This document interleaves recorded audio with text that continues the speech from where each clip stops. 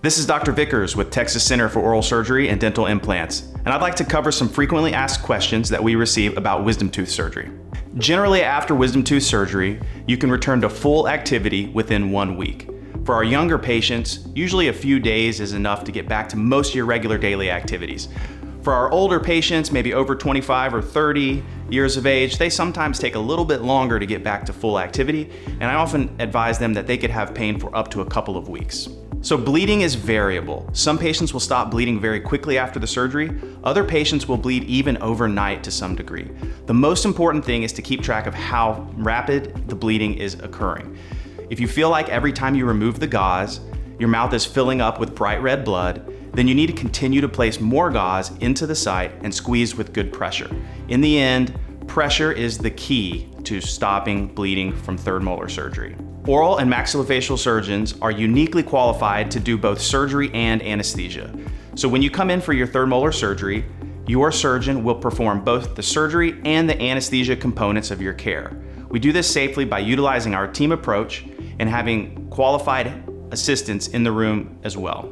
Post-op appointments for third molar surgery are generally not required. However, we want all of our patients to know that if you have any concerns along the way, just give us a call and we'll be happy to see you at any time. Many patients, when we call to check on them in the evening, ask the question, is it normal that my lip and my chin still feel numb? The answer to that question is yes.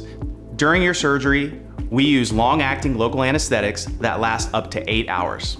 We generally recommend that you start your post-op medications as soon as you're able to swallow. So my advice is start with trying a little sip of water, and then every hour or so, try again until you're successful. Once the numbing has worn off enough to allow you to take a sip of water, you can probably begin to take your post-op pain medication.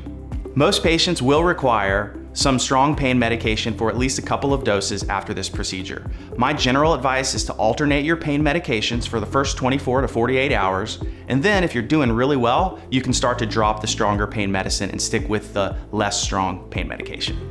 A dry socket is a pain syndrome that can occur after a tooth is extracted. Generally with wisdom teeth, this is going to affect the lower sockets only, and it typically starts 2 to 3 days after surgery.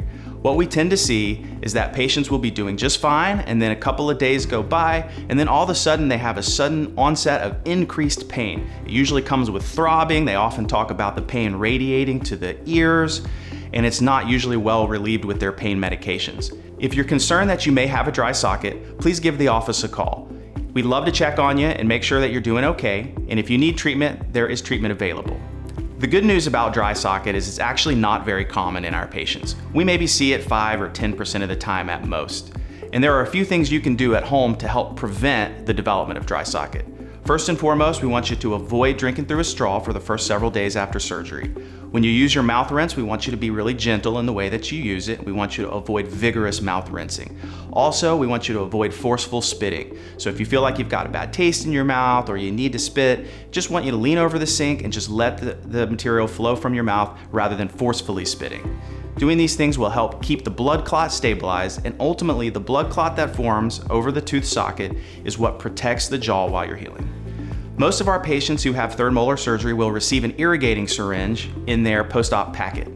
It's very important that when it's time to use that syringe, that you really get the syringe tip right down into the surgical site. This is most important for the lower sockets where food and debris will tend to accumulate. When you use the syringe, we want you to put the tip right down in the surgical site and really flush. This will get rid of all of the debris and prevent infection in the future. As a reminder, these instructions will also be given to you in writing in addition to this video. If you need to get a hold of your surgeon, you will have our contact information on your postoperative instruction sheet, and feel free to reach out to us at any time.